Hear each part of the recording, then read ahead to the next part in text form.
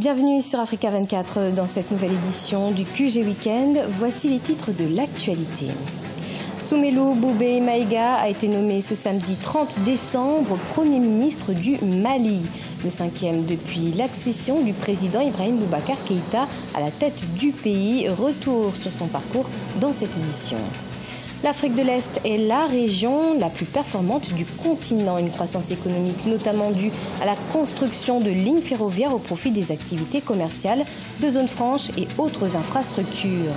Et puis retour sur le championnat de kickboxing au Mali. Moussa Guidira, champion d'Afrique de kickboxing, remettait son titre en jeu ce vendredi 29 décembre à Bamako. Il a remporté ce match avec un KO au bout du 3e round. Mais tout d'abord, en République démocratique du Congo, une opération musclée a été menée ce dimanche 31 décembre par les forces de police dans plusieurs lieux de culte. Objectif, empêcher toute marche contre le maintien au pouvoir du président Joseph Kabila. Un an jour pour jour après la signature sous l'égide des évêques d'un accord prévoyant des élections fin 2017 pour organiser le départ du chef de l'État, l'opposition et la société civile réclament en effet le départ du président Kabila dès ce 31 décembre 2017. Au moins une dizaine de personnes ont été blessées lors de cette opération des forces de l'ordre selon des organisations internationales. Il devient le 5e Premier ministre du Mali depuis l'accession du président Ibrahim Boubacar Keïta à la tête du pays. Soumeylou Boubèye Maïga a été nommé ce samedi 30 décembre au poste de chef du gouvernement.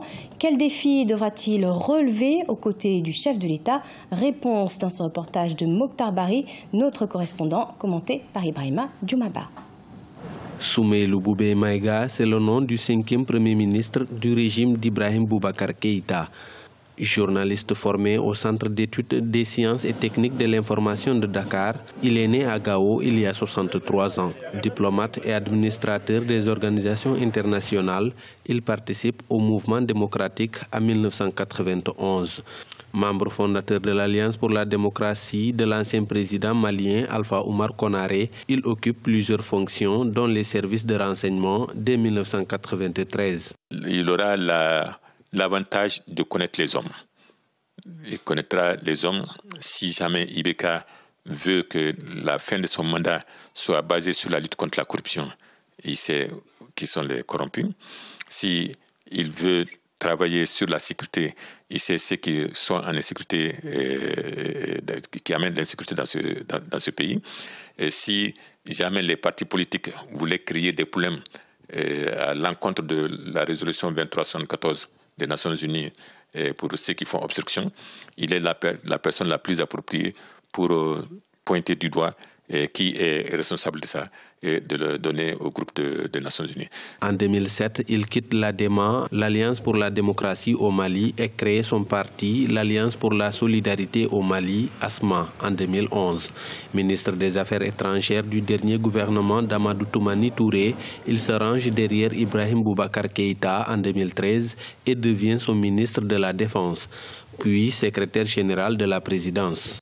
L'Algérie est devenue incontournable dans une situation où, en réalité, une des causes profondes de la crise actuelle se trouve en Algérie. Le secret enfoui pour se sortir de la crise se trouve en Algérie. Maintenant, si c'est l'homme des Algériens, est-ce qu'il sera à même de les amener à un meilleur sentiment par rapport à la stabilité des institutions du Mali? Je pense qu'il sera un interlocuteur valable de ces gens-là et peut-être qu'ils peuvent, à cause de leurs relations, peut-être être plus gentils avec le Mali. Soumeylou Boubèye Maïga aura pour mission de relancer le processus de paix, l'application de l'accord d'Alger, mais aussi d'organiser les élections présidentielles de juillet 2018. Ce nouveau gouvernement est formé de 36 membres avec 2 départs marquants, celui d'Abdoulaye Diop des Affaires étrangères, mais aussi de Mohamed Ali Bathily des Affaires foncières. Et par ailleurs, le président malien Ibrahim Boubacar Keïta a nommé son nouveau gouvernement ce samedi 30 décembre. Peu de changements, si ce n'est en premier lieu celui de Tieman Hubert Coulibaly, qui a été promu ministre des Affaires étrangères. Mohamed Agerlaf passe, lui, de l'Éducation nationale au ministère de l'Administration territoriale. Et enfin, Ousseini Amion-Guindo devient ministre de l'Éducation nationale. L'Afrique de l'Est, une région performante. Elle se positionne comme le maillon fort grâce à une croissance moyenne du PIB de 5,3%. Un développement des infrastructures a en effet réussi à stimuler l'industrie dans toute la région, tandis que l'expansion des services sur les marchés reste le moteur de la croissance. Plus d'explications avec Deo Gracias Podo. Depuis quelques années, de nombreux pays de la Corne de l'Afrique, à l'instar de Djibouti, poursuivent leur développement économique et social. Des plans d'action sont mis en exécution afin de doper leur croissance économique respective. Entre des ports polyvalents et spécialisés, la construction de lignes ferroviaires au profit des activités commerciales, des zones franches et autres infrastructures, les réalisations sont aujourd'hui nombreuses et inspirent d'autres régions du continent. Dans ce contexte, il va sans dire que l'Afrique pourra également compter sur sa diaspora et ses acteurs du secteur privé. Que ce soit à Djibouti, en Éthiopie et même dans la région du Somaliland, ces derniers apportent un soutien majeur aux initiatives gouvernementales. Notre vision, c'est vraiment à ce que chaque Africain, d'abord de l'Est ou Africain tout court, puisse avoir accès à l'eau et à l'électricité avec un coût qui est très très compétitif et un produit de qualité qui viendrait dans des pays très axés à la technologie.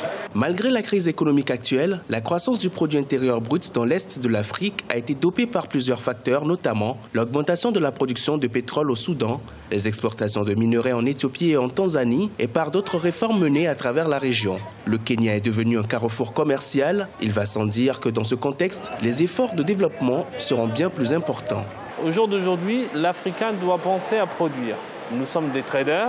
Nous sommes des commerçants, nous avons une facilité à aller en Chine, à prendre les produits et à amener ici. Nous devons penser aux seconde étape, qui est que l'Afrique aujourd'hui est le pays ou le continent du low cost. Ce n'est plus la Chine, c'est l'Afrique. La demande, elle n'est plus ailleurs, elle est en Afrique. Donc il va falloir qu'on arrive à avoir une vision de producteur avec une proximité et qui va également présenter un avantage compétitif puisqu'on n'aura plus le coût du transport ou la main-d'œuvre qui est très désavantageuse ailleurs et avantageuse ici. Malgré une croissance économique moyenne de 5,2% par an ces 10 dernières années, le continent souffre d'un handicap majeur par son manque de ressources financières et d'infrastructures adéquates pour apporter de la valeur ajoutée à ses exportations. Certains analystes estiment que si les États africains espèrent rompre le cycle de la pauvreté et amorcer véritablement le chantier du développement, ils devront stimuler la croissance économique réelle par un commerce plus diversifié et capter une plus grande part du marché mondial des biens manufacturés et des produits finis. En Afrique, de nombreuses petites et moyennes entreprises restent confrontées à la problématique du financement, sans compter les banques qui leur consacrent parfois uniquement 25% de leur portefeuille de crédit. Des difficultés que rencontrent les PME, notamment au Togo, reportage avec Emefa Kofi. Le gouvernement togolais entend pour le compte de l'année 2018 œuvrer pour un meilleur financement des jeunes entreprises pour le développement de l'économie nationale à travers le secteur privé. Des mécanismes de renforcement de la capacité entrepreneuriale ont été mis en place. Il s'agit notamment du Fonds d'appui aux initiatives économiques des jeunes, le programme d'appui au développement à la base et le programme de promotion de l'entrepreneuriat des jeunes. Ces trois mécanismes de promotion de l'entrepreneuriat des jeunes ont permis sur la période 2013-2015 de créer 1332 micro-entreprises avec 7836 jeunes auto-employés et employés grâce à un financement de plus de 3 875 000 francs CFA. Mettre en place ce cadre de dialogue-là avec les jeunes qui permettent une certaine proximité entre les jeunes et les autorités du pays. C'est un peu ce à quoi nous allons nous atteler en 2018, mais tout en faisant en sorte que les jeunes soient au cœur de leur propre développement, de leur propre épanouissement. À ce jour, un dispositif institutionnel d'accompagnement des micro-entreprises à l'étape de croissance n'existe pas pour l'heure au Togo. Mais beaucoup d'entre ces jeunes entrepreneurs ont démarré en 2013 et aujourd'hui, ils enregistrent un début de succès. Nous voulons vraiment maintenant, dans 2018, que la consommation locale des produits locaux soit vraiment dans l'habitude de nos Togolais et aussi soit valorisée à l'extérieur. Nous avons eu la chance de sortir du pays, de participer à des forats internationaux. Pour pérenniser les fruits, il nous faudra aller à la mise en place d'un comité d'appui à l'export pour nous positionner sur le marché extérieur. Les micro et moyennes entreprises représentent plus de 90% du tissu économique national. Elles bénéficient jusqu'à 6 millions de francs CFA de financement de la part des institutions nationales d'appui au financement des jeunes. Outre les mécanismes nationaux de financement, 38 milliards de francs CFA ont été mis à la disposition du Togo en 2017 par le Fonds de solidarité africain pour besoin de financement des petites et moyennes entreprises et industries. Champion d'Afrique mi-lourd de kickboxing, Moussa Guidira a joué gros ce vendredi 29 décembre au Palais des Sports de Bamako. Un titre de champion d'Afrique remis en jeu qu'il avait acquis en 2015, opposé au Nigérian Godwin Daniel. 3 rounds ont suffi pour conserver sa ceinture. Retour sur ce match avec Mokhtar Bari. Champion d'Afrique de kickboxing en titre, le Malien Moussa Guidira était opposé au Nigérian Godwin Daniel ce vendredi 29 décembre. Moussa Guidira, âgé de 33 ans avec 29 combats, dont 25 victoires, 3 nuls et 1 défaite, remettait son titre en jeu face à un challenger qui lui avait au compteur 25 combats avec 21 victoires, 2 nuls et 2 défaites. Moussa Guidira est un bon combattant. Malheureusement, le combat ne s'est pas passé comme nous le souhaitons. Mais la prochaine fois, je vous assure que je le battrai en moins d'1 round.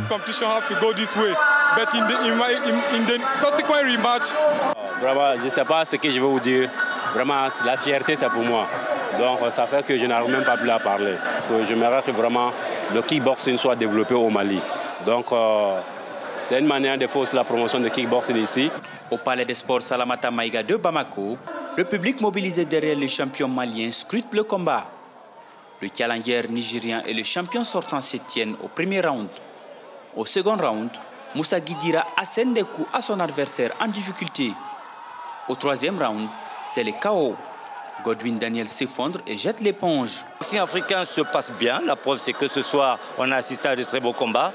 C'est vrai que nous n'avons pas encore atteint le niveau européen, mais nous allons vivre bientôt un championnat du monde avec Moussa Guidira et on espère que Moussa va remporter le titre. Moussa Guidira conserve sa ceinture pour la 5e fois. La prochaine étape, c'est l'organisation d'un combat intercontinental de 6 mois, toujours à Bamako. En rappel, ce combat supervisé par la Confédération africaine de kickboxing est une première au Mali.